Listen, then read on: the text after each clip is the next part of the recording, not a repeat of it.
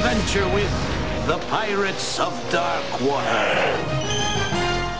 So let's take a trip to the alien world of Mur, where if someone doesn't know how to sail or fight, they're useless. Well, do you know how to sail? No, wait, I don't know how to sail. Do you know how to fight? No. Useless! You're useless! The planet is being overrun by dark water, consuming everything in its path. Black water, keep on rolling. Mississippi moon won't keep on shining. Black water, keep on rolling. And three heroes have joined together to find the treasures that can save the world, assuming they aren't killed by the evil Blob.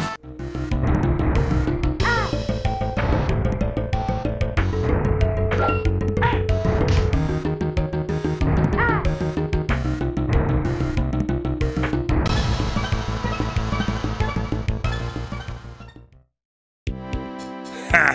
I'm Bloth, and I just killed you. What? This premise isn't sounding familiar? Don't feel bad, the opening segment of the game doesn't explain much. It helps if players have seen the show. It's all based off a 1991 Hanna-Barbera cartoon with the same name. But now the Pirates of Dark Water is in the form of a beat-em-up for the Super Nintendo Entertainment System. The player chooses one of three main characters from the show, each having slightly different movesets. Ren is the main character with a Luke Skywalker-type hero complex, complete with daddy issues and a broken sword, but he's the balanced character. Oh yeah, I'm so balanced. I'm kind of like Cody or Axel from Streets of Final Fight Rage. I'm so balanced. I'm balanced. Whereas Ios, the treasure-hungry pirate, is the slow, heavy hitter. Oh god, I'm so slow. I'm so slow, but I'm a heavy hitter. Heavy hitter. I just gotta do this like 20 more times, you guys. Maybe 30, 40 more times. I'm so slow, but a heavy hitter. I gotta do this. And Tula, the sorceress, who is fast but weaker. I'm a man. I'm strong. I can grab people and walk around with them and then throw them in a pit. Well, I'm a girl. I can't do shit. I'm weak.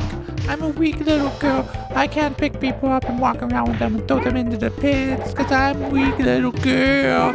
I'm so weak little girl. Suck your dick for $1,000. Wonderful woman. We're all very fond of her, very free-spirited. This is where the replay value comes in, as the characters play differently enough that one might want to beat the game with each of them.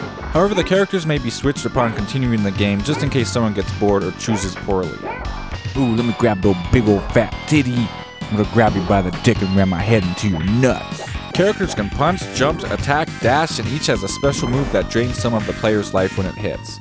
What stuck out to me was each of the characters can block, something that's not common in the genre. He's blocking me! That's right! You block! I'm not blocking. Oh, yes, you are. Oh! Alright. Don't, you're blocking. I want you to kick me. Come on, kick me. Yeah, you block it every time. Have a seat. You were like a giant cock-blocking robot like developed in a secret fucking government lab. Hey, have a seat. But honestly, I kept forgetting to use it.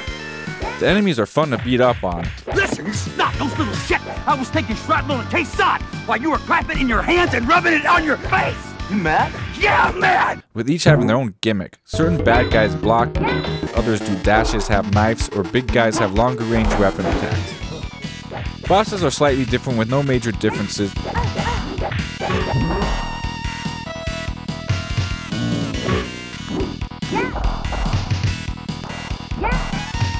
You're a weird little shit, Frank, and I don't get you.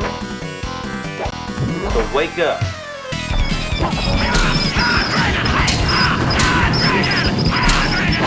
Wake up, fire-breathing lizard! Whoa, dragon! Whoa! Stupid dragon. But most are from the show, and that helps make them memorable. Yeah, I remember that! There are 8 levels in the game, each increasing in difficulty, but overall the game is not that hard. Health is in the form of Mignum melons, like it in the show.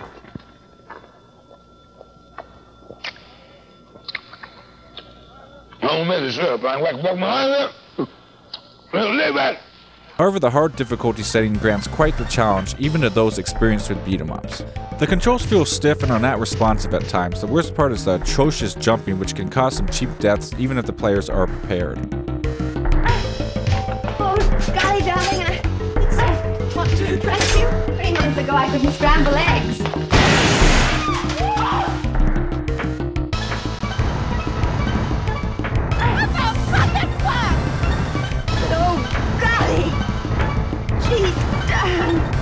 combat is satisfying and the collision is good. Though it took me a while to figure out how to throw enemies. Levels have hazards that are harmful, but they are very useful to the players who can learn to manipulate enemy movements and master the throw.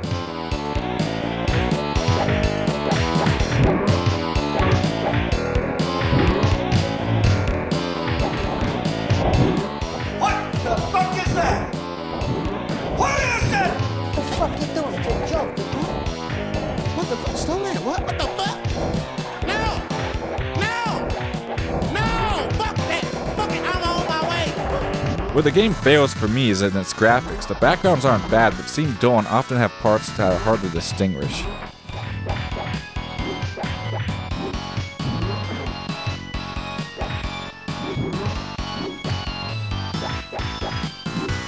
This caused me to fall into a few unexpected holes. The sprites themselves are not bad, but for the year that it was made, there were better, more detailed productions out there. The music is heavy and sounds right for the genre, but it quickly loses its flavor and drowns out.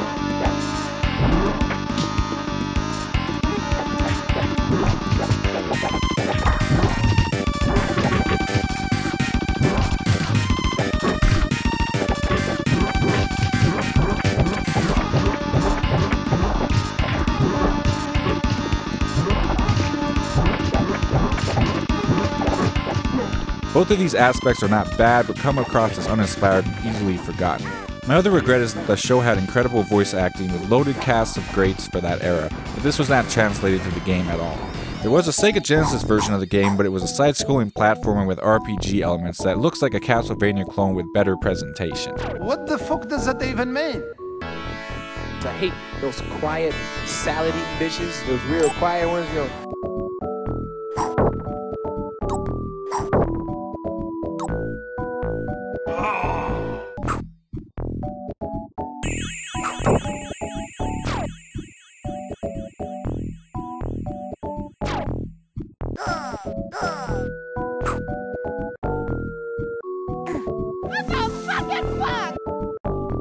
Overall though, the Pirates of Dark Water on Super Nintendo is a fun beat-em-up that flirts too much with mediocrity in an era that was flooded with good titles in the genre.